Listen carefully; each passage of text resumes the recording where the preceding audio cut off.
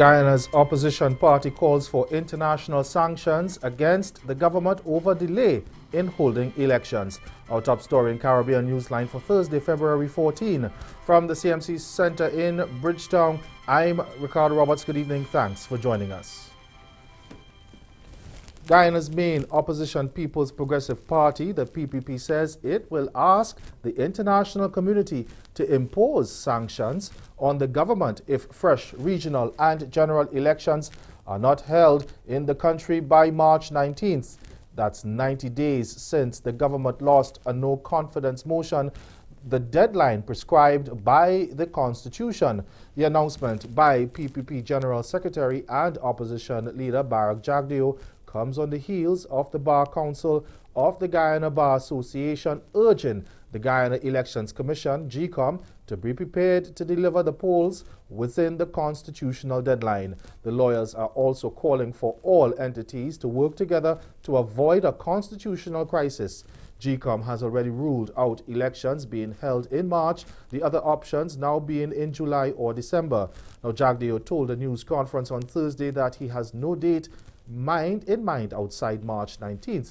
He says the party will not return to Parliament unless it has to do with a definite date for elections. The opposition leader added that the PPP would eventually appeal to the international community to impose sanctions on the government. We will be calling for international sanctions on individuals in the government for violating democracy. I saw the president himself speaking about this in 2014. There's a video clip where he talks about what will happen in Guyana if we didn't uphold democracy and the Constitution. In 2014, remember when they filed their no-confidence motion, and he said that Guyana will become a pariah state, people will cut off relations, there can be no disbursements to the country. We will give that clip to the international community to show how our own president in 2014 defined how Guyana should be treated in those circumstances.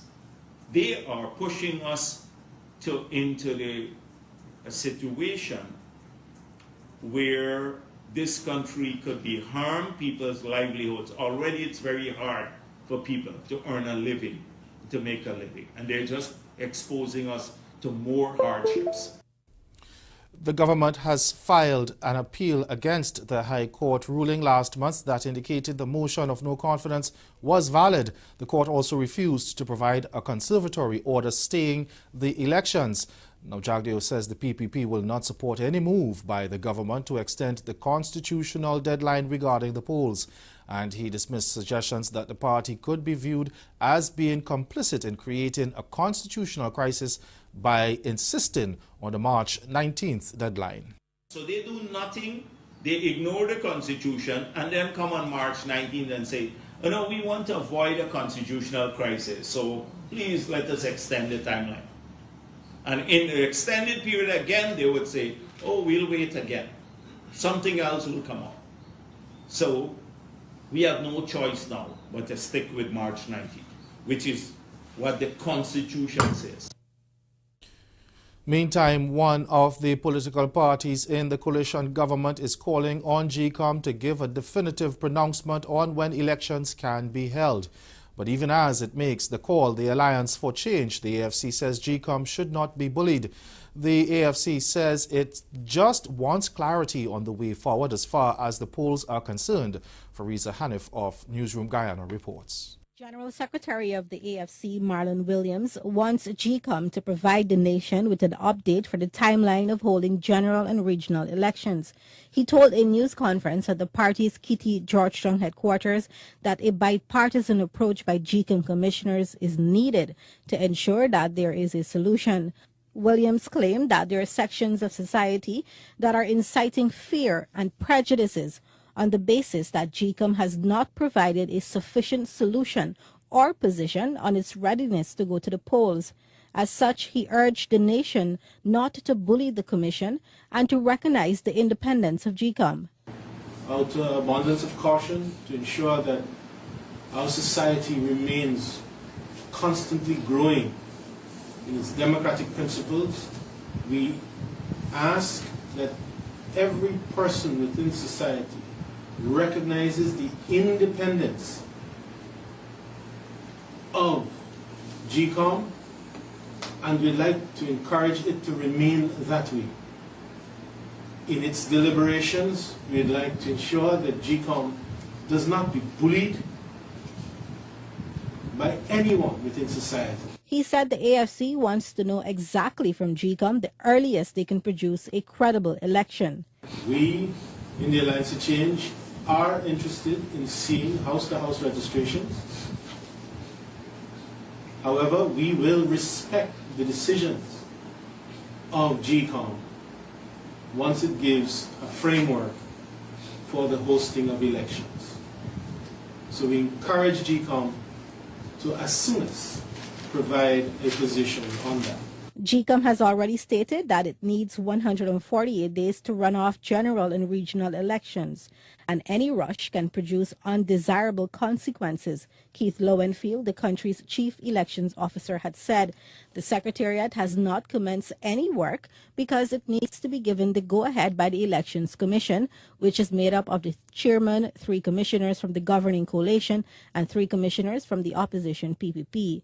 Lowenfield said he has been pleading with the commission to give him the go-ahead to start operations for the elections, but he has not been given that mandate, and the elections chairman, Justice James Patterson, could not say what is preventing the commission from making a decision. Trinidad and Tobago's Police Commissioner Gary Griffith has raised the policing alert from amber to red as a result of gang activity and homicides in the Twin Island Republic. But he says the law-abiding public should not have any fear. Now, speaking at a news conference on Thursday morning, Griffith said lawmen are stepping up action to ensure that citizens are safe and secure. The top cop also sent a stern warning to troublemakers who show up after officers make arrests in their community. He says police will not tolerate any form of disobedience when gang and so-called community leaders are arrested. The alert state will remain as is. We will continue to peg back these criminal elements. I did hear that there were certain reports, because I actually led the operations in Laventille and after then moving into the Beetham. And you'll get the reports from the media that there are riots and all sorts of different things. I wish to advise the public and to let the media be aware that any of them put God past their thoughts. This time around, I'm waiting on them. No area could feel that they're so big and bad that if we arrest any gang leader, you feel that you have the authority. We'll be walking in with several vans known as what? Paddy wagons. And anyone who breaks the law, I've seen if they're in love with their gang leaders, they will accompany them. They will join them. Nobody has the authority to block roads. No one has the authority to take the law into their own hands. Having said that, I wish to give the assurance we will not profile, target, or any individual based on what they may have done. Everything that we are doing is intelligence-driven, and the operations will be based on that. It is not a case of us just deliberately trying to intimidate or harass anyone. Now, Griffith says police believe there are a selected few trying to hold the nation to ransom. There's a concept of operations that is nationwide, and whilst that alert state remains, we believe that there may be a perceived threat, and the perceived threat has nothing to do with, the only thing it has to do is based on 1 or 2 specific individuals. I refer to them as punks, thieves, parasites, cockroaches, have continued to try to destabilize our country and to prevent our citizens from having a safe and secure society. We will continue at this level until we peg them back and let them know exactly that no gang in any part of this country, no turf, no street, no community belongs to them. Over in Jamaica, the government has outlined plans to bring legislation aimed at beefing up national security. They were outlined by Governor General Sir Patrick Allen as he delivered a throne speech on Thursday, signaling the start of a new session of Parliament.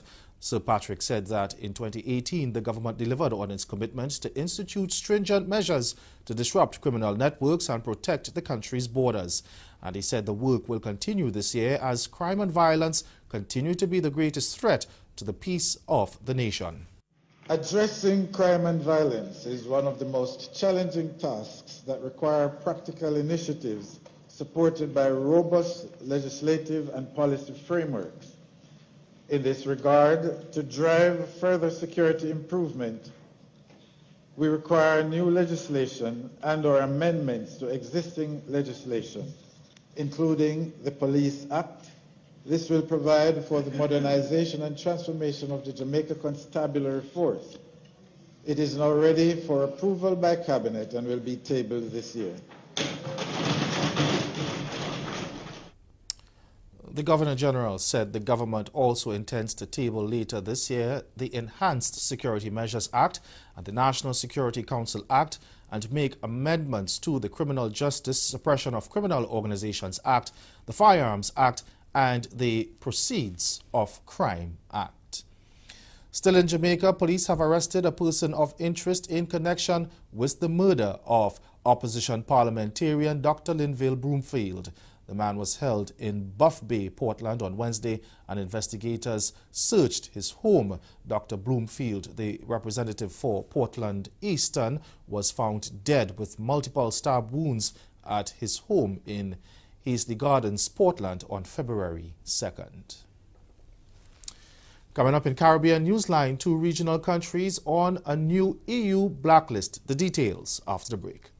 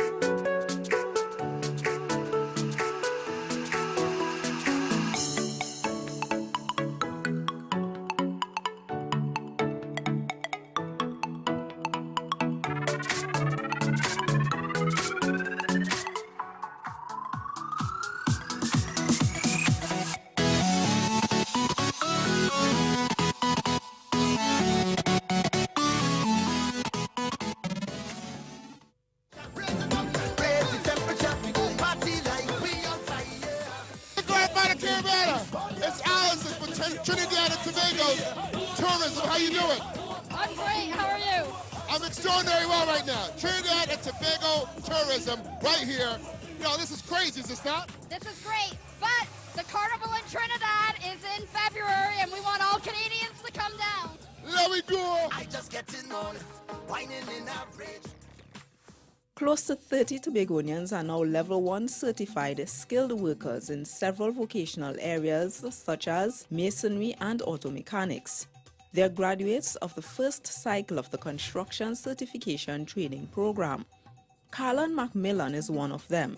He took the evening masonry course after paying thousands of dollars to have a wall constructed at his home. Carlon says he's pleased with the hands-on experience he's earned.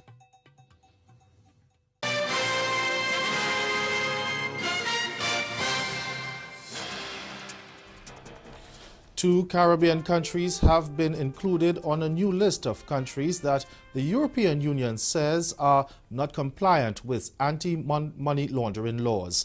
On Wednesday, the EU published a list of 23 countries with strategic deficiencies in their anti-money laundering and counter-terrorist financing frameworks. That list included the Bahamas and Trinidad and Tobago. But the Bahamas Attorney General Carl Bessel said the country should not have been listed, and the government will seek ways to encourage the EU commissioners to reverse their decision. More in this report from ZNS Network News.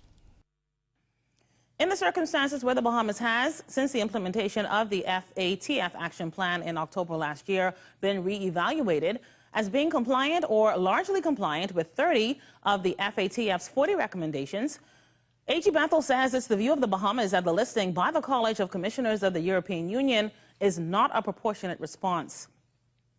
He says the principle of proportionality is a fundamental tenet of EU law and the common law, and it simply imports that the punishment should fit the offense. The Attorney General says to list a country such as the Bahamas that has made outstanding progress in just over 1 year in addressing the AML-CFT deficiencies identified in May of 2017, together with wholly non-compliant, war-torn, or even rogue states, is disproportionate and inflicts harm and punishment on a people with no regard for their important reforms and improvements in their AML-CFT framework. He says such a one-size-fits-all approach is unworthy of established democracies and is an affront to their own legal principles.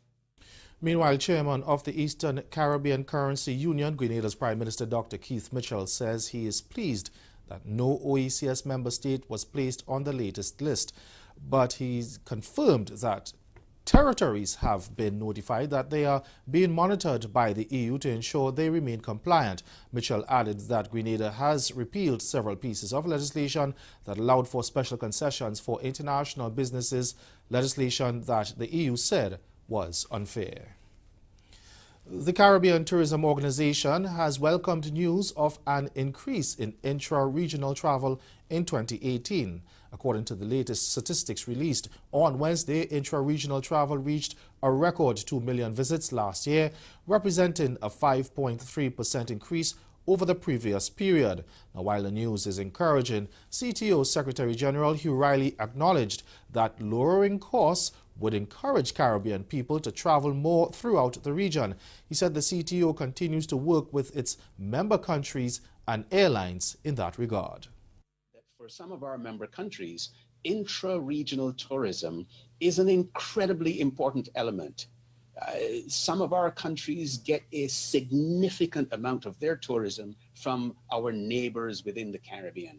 That ought to continue. We all in the region should be paying more attention to that. Schools and financial institutions ought to be paying more attention to using field trips right here in the Caribbean. We ought to get back to the days when we were going to a French island to learn to speak French, and they were coming to us to speak English. We need to get back to some of those things that really redound to the benefit of our region as a people.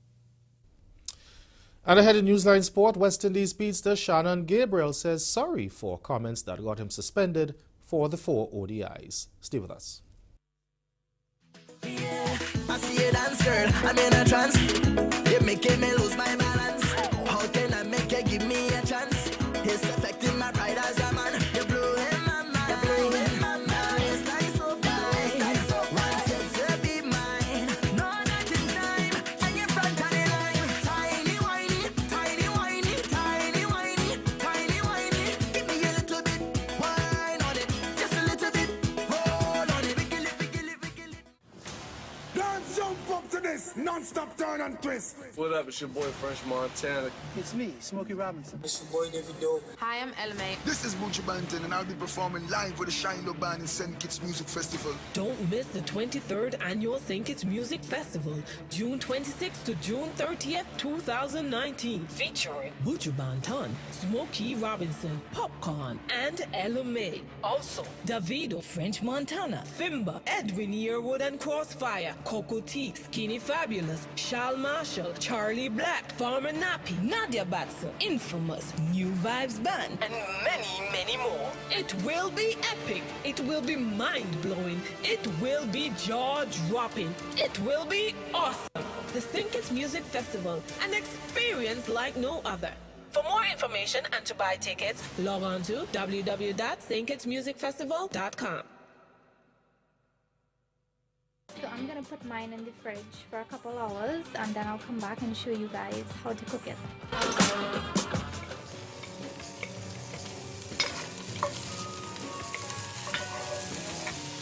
So after another minute, you wanna lower your heat all the way down.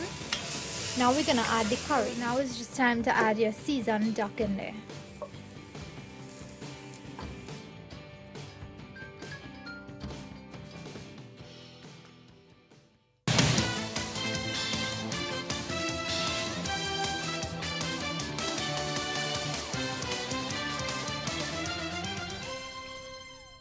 West Indies fast bowler Shannon Gabriel has issued a clear-the-air statement about his controversial comments to England captain Joe Root, which earned him a 4-match ODI ban from cricket's world governing body, the ICC. The 30-year-old was charged for player abuse following a verbal spat with Root during England's second innings on the third day of the final test in St. Lucia, which ended on Wednesday with a 232-run victory for the visitors. Now, Stump microphones had not picked up Gabriel's comments, but according to media reports, Root was overheard telling Gabriel in response, Don't use it as an insult. There's nothing wrong with being gay. An outcry from international media then followed, alleging Gabriel had made homophobic remarks. Gabriel explained that the exchange occurred during a tense moment on the field. He said, quote, "The pressure was on, and England captain Joe Root was looking at me intensely as I prepared to bowl, which may have been the usual psychological strategy with which all Test cricketers are familiar. I recognize now that I was attempting to break through my own tension when I said to Joe Root, 'Why are you smiling at me? Do you like boys?' His response, which was picked up by the microphone, was, 'Don't use it as an insult. There's nothing wrong with me being gay.' I then responded, 'I have no issues with that, but you should stop smiling at me.'" End quote. Now, Gabriel said he has since resolved the issue with Root and was surprised it has escalated to the point that it has. Meanwhile, a former fast bowler for the regional side believes the penalty imposed on Gabriel might have been too harsh given the banter on the field of play is usually part of the game. TV6's Sergio DeFore spoke with Mervyn Dillon on the matter. Can you spot Mervyn Dillon? Up tall and a centre, the 6'6" former fast bowler knows all too well about the battle of minds on the cricket pitch. He had his fair share of exchanges and had some thoughts on Shannon Gabriel's suspension in the third test match against England. For me, it's so much a part and parcel of the game. I understand the sensitivity around the LGBT community, but I don't want to say the word. Doing that in a cricketing sense is almost a mind game, and we all say different things. I don't think it's anything that Shannon is against the LGBT community, but it's just something in a cricketing sense that, you know, we use to kind of get under people's skin. He therefore thinks that there has been an overreaction of criticism to Gabriel's remarks. So for me, I think we need to take it on where that is concerned, because as I said, it's on the cricket field. I don't think he was being generalizing to the general public in a sense, but like I said, we have all used these type of terms on the cricket field. I'm not saying that it's right, but I don't think it's something that needs to be blown out of proportion. Having said that, he praised the West Indies for winning the series 2-1 against England. However, he was not quick to say that the regional team had turned the corner. Staying with cricket, Guyanese leg spinner Devendra Bishu wants to return to Test cricket for the West Indies. He'll be back in the maroon colours when the Caribbean side takes on England in 5 ODIs. Bishu has been out of action recovering from a knee injury. Speaking with Newsroom Guyana recently, Bishu said he is hopeful of a Test recall this year. I'm in the one squad, so everybody is not ready. So I want to be playing back Test cricket before the year up. You know, I just have to sort out this injury and keep enjoying my cricket and keep going forward. You know, as I do well in one-day cricket, you know, things will go my way for play back Test cricket. And you know, Test cricket is one of the things I love so much. I play for Test cricket and T20 and one day. I enjoy Test cricket and I want to get back as soon as possible into the team and you know, keep pushing forward, keep doing well. Switching sports now, a child care and protection agency in Jamaica is raising red flags about the high number of unreported cases of young athletes who may have been sexually abused by their coaches, and we'll get back to that story. But meanwhile, Bermudan midfielder Milan Butterfield has been rewarded for some impressive performances by being handed an 18-month contract by English non-league outfit Kidderminster Harriers. The club announced on Wednesday. The 21-year-old has already featured 5 times for the Worcestershire club's first team, who play in the National League North since being called up from the club's academy. Butterfield, who was released by English League One outfit Walsall at the end of last season, played a key role in Kidderminster's 4-1 win at home to Chester at the weekend. Now, the former Bermuda under-20 midfielder signed an initial 1-year deal with Walsall in 2016 before signing an extension to his contract. He was recommended to Walsall by Bermuda's national coach, Kyle Lightbourne, who played for the West Midlands club between 1993 to 1997. Butterfield played under Lightbourne at the CONCACAF Under-20 Championship in Costa Rica in 2017. Now, Kidderminster, who sit 9th in the table, 2 points of the promotion playoffs, are at home to York City on Saturday. And stay with us, we'll be right back.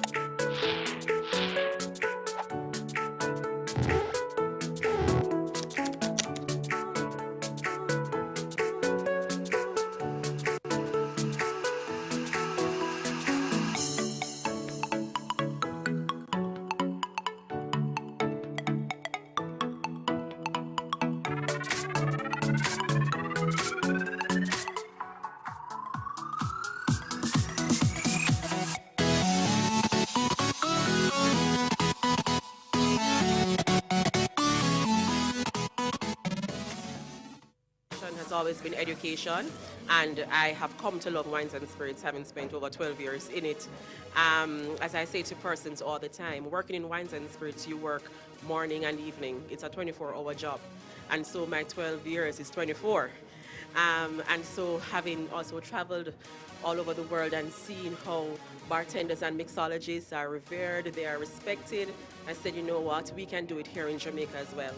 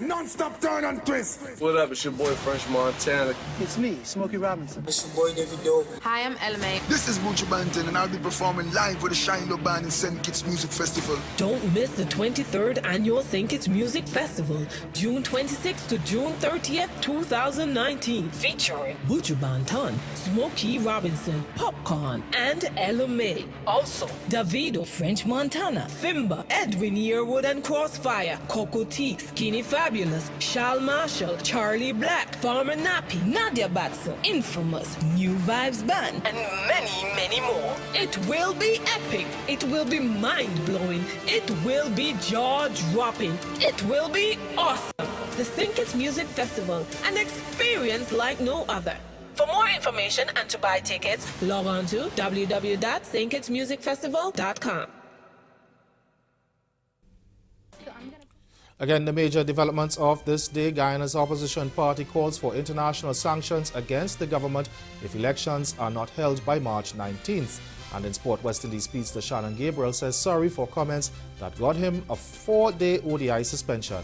That's Caribbean Newsline. For news and sports round the clock, subscribe to CarnaNews.com. For more of our programming, log on to caribvision.tv and check out our YouTube channel. We'll be back here again tomorrow, but from all of us at CMC News, thank you for watching. Have yourselves a good night.